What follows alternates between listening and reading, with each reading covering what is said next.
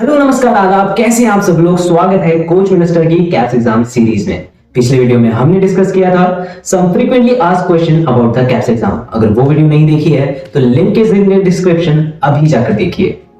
और आज के वीडियो में हम डिस्कस करने वाले हैं some important timelines for the caps exam. ये वीडियो आपको समझने में मदद करेगी when should you start preparing for the caps exam if you are thinking about moving to Australia.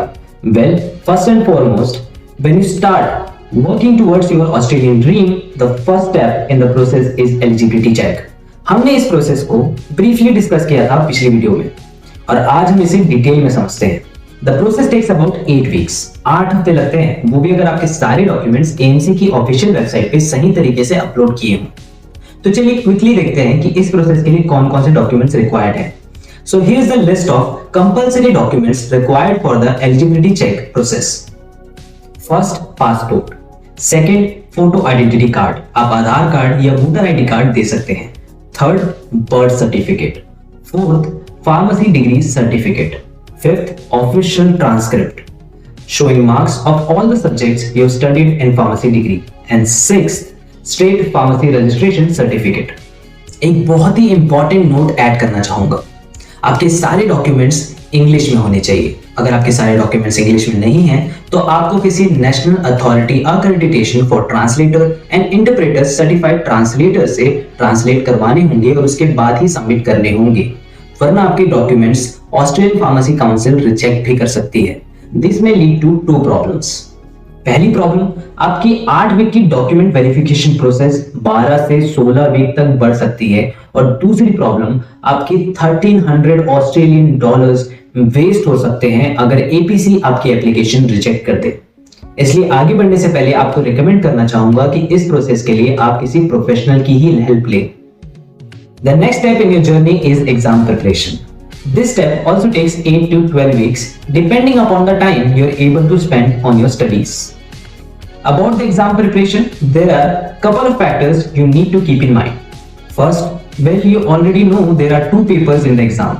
And second, you broadly need to cover 4 main subjects. Third, when you look at the detailed syllabus, you will realize that there are so many things you need to cover. I've shared the link in the description, you can have a look.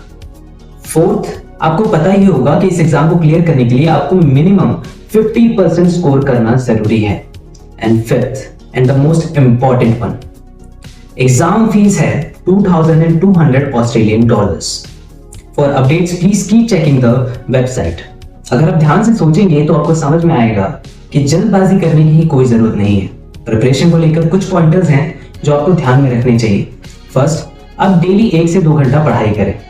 Second, subject के हिसाब से अपना time devote करें। For example, first paper में pharmacology का weightage है 70%, then you should spend 70% of your time studying pharmacology. Third, consistency के साथ पढ़ाई करें विद नो डिस्ट्रैक्शन और discontinuity. Fourth, practice and question solving पे ज्यादा ध्यान दें। फिफ्थ, पिछले एग्जाम्स के क्वेश्चन प्रैक्टिस करते रहें। Now coming back to the timeline, हम सजेस्ट करेंगे कि आप प्रिपरेशन और एलिजिबिलिटी चेक का प्रोसेस साथ में करें ताकि आने वाले 3 महीने में आपके दोनों ही प्रोसेस कंप्लीट हो जाए और आप तैयार हो जाएं कैप्स एग्जाम के लिए। CAPS is held 3 times a year, once every 4 month, March, July and then November. अगर आप जुलाई के एग्जाम के लिए प्रिपेयर करना चाहते हैं तो ये आपके लिए परफेक्ट टाइम है स्टार्ट करने के लिए। 26 मार्च से रजिस्ट्रेशन ओपन हो जाएंगी और 11 जून को क्लोज।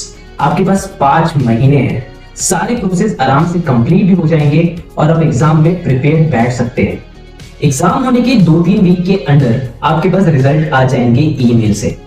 अगर आप एग्जाम में पास हो जाते हैं तो congratulations, it's time for celebration. अगर आप किसी एक पेपर में फेल हो जाते हैं तो आपके पास 2 साल होंगे उस पेपर को क्लियर करने के लिए और इस दौरान कोई भी रजिस्ट्रेशन फीस आपको नहीं भरनी पड़ेगी कैप्स एग्जाम की।